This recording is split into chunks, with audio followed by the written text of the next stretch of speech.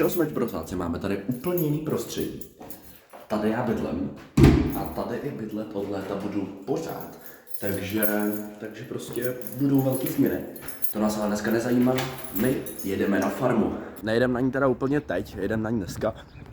Teďka je 6:39, já musím jít ještě na praxi, protože mám týdenčkou praxi. Jsem domluvený, že vyrazím už ve 12 místo ve 3, takže fakt jenom krátká směna, prostě uvařím si něco a jdu do prdele. Po netradičním úvodu, tady máme odpoledne, já vyrážím, nebo teda spíš my. Večer by měl přijít Péťa, což je syn tý jakoby majitelky, který tam prostě jedu, tý jako co to tam má. Tak asi přijde na oheň. Come here, bro!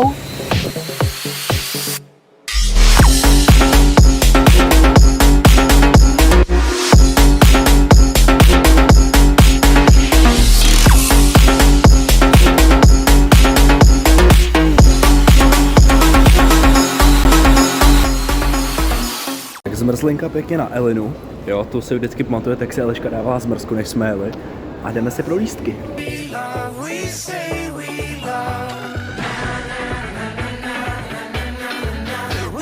A teď jsem mi vypnul reprák, protože vás natáčím, teda mě natáčím. To horko dělá divy, no, prostě, jako by jsem trošku mimo. Ne, je tady nějakých 27 stupňů, třeba v Plzni 21. To je úplně strašný šok, takže je mi strašný vedro. Péťa by měl mít pravděpodobně babetu, takže doufám, že mě aspoň nechá svést na babetě. Fantázia, je to fantázie, je to úplně nádherné. To počásko.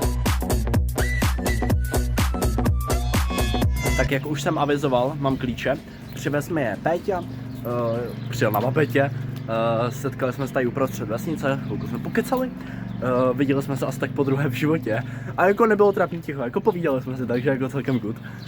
Je to docela jako celkem chalan prostě. No takže tak, no máme tak kilák do konce. Natrhal jsem si něco málo na podpal ohně. U toho jsem se stihnul už i pořezat, jak vidíte.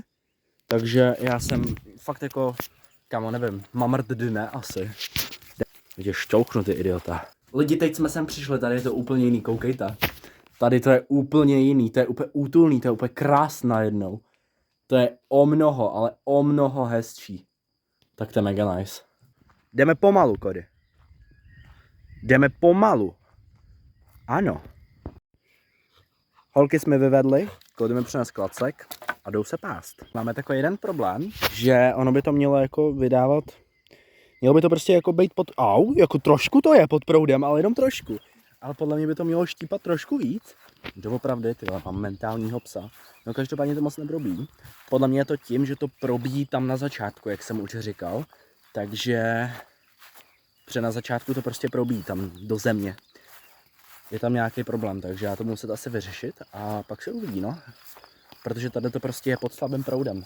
Já odpočívám v chládku, tady se pasou holky. Tam hlídá Kody, aby neutekly zpátky. A tak no. Kody, Kody, Kody! Pojď ke mně, pojď. Tady jsem, Kody. Tady jsem, Kody. Tady pojď. Jsem tady, ty idiote jeden. Tady jsem, pojď ke mně, ano. Tady je Matýsek. Pojď ke mně, ano, ano. Vem si tady místo, jo? Výborně, hodný.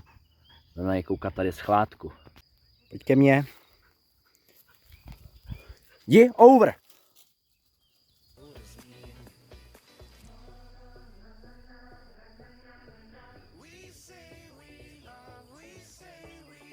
Kody over. Pašák, ano, ke mně.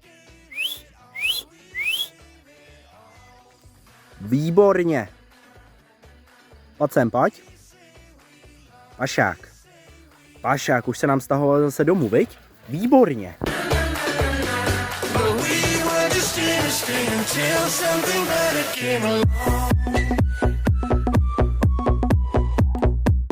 Tak Péťa odjíždí na motorce, vůbec nic nevidíte, já to vím.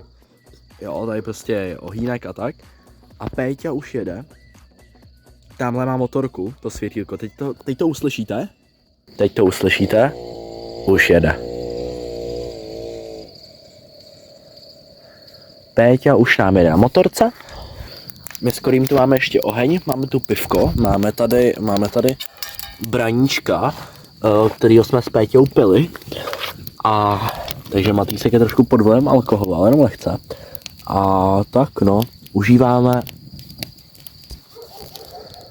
užíváme a tamhle jede Péťa. To světýlko, to je jeho babetka.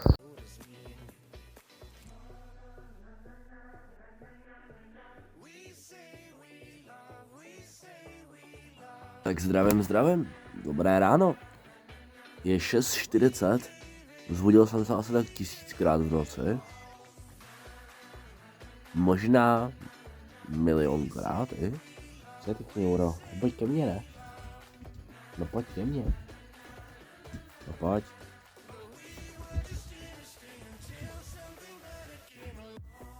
Tak. Fešák. No a bylo mi teplo. Nebo jako je mi teplo. Správně, Kory. Jsem trošku rozlámaný, mám ucpaný nos. Trošku mě svědí v krku, ale to si dám kafe, ale bude dobrý. Trošku potravný tohle po ránu, ale tak dobrý. Co ty konino jedna pochcaná, vole. Pochču ti hlavu, jestli mě budeš srát, vole. Pochču ti hlavu. No, vypadáš jako mentál, jak se rozespalej, vole. Vypadáš jako úplně, vole. Vypadáš jako močál. Jako stará močka, ty můj dětku. Ty dětku jeden.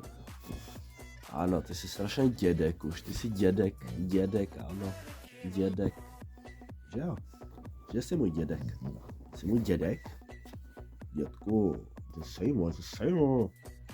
No jo, co píčo.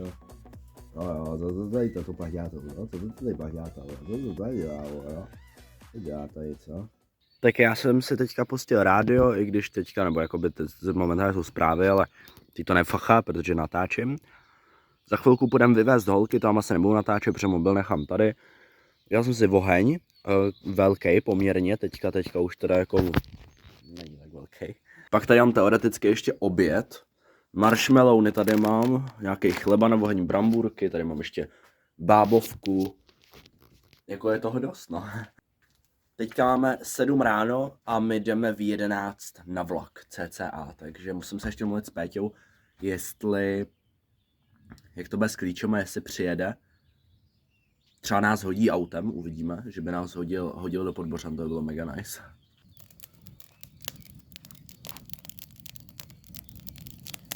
Jdu holkám dopustit vodu, no tak jakoby snad to půjde.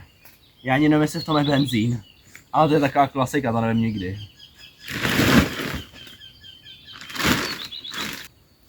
Nevím, jestli je to ani zapojený. Je to zapojený.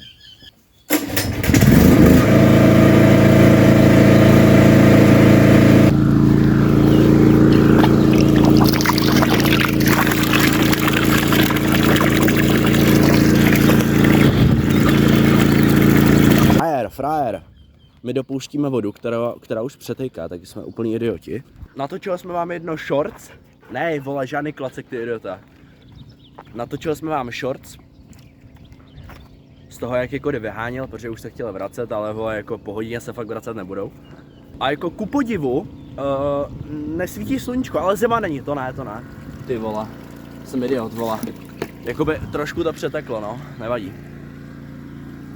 Už se chtěli vracet, ale to v žádném případě nehrozí. Já jsem s nima chtěl jít původně jako někam úplně jako mimo, ale nechce se mi tady lézt po kopci a pást, takže příště. No nazdar.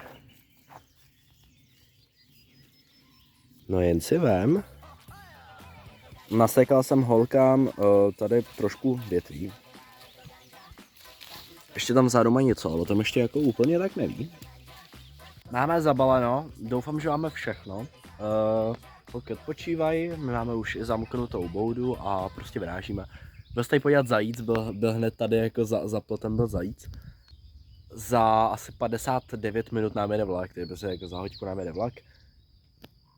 Což máme tak jako akorát hoďku, no, doufám, že to stihneme jako nějak tak v pohodě, se nebudeme muset hnát, ale hoďka je jako dobrý čas. Přemýšleli jsme se ani nebyli kouknout na kopci, což je hrozný, a je to tragédie a je to určitě špatně. No, my už se dáme jenom takový krátký průstřižek toho, jak jdeme zpátky, to už není nic zajímavého. Takže díky za zhlédnutí, like, odběr a užijte si poslední záběry. Čus. Taky čus řekni.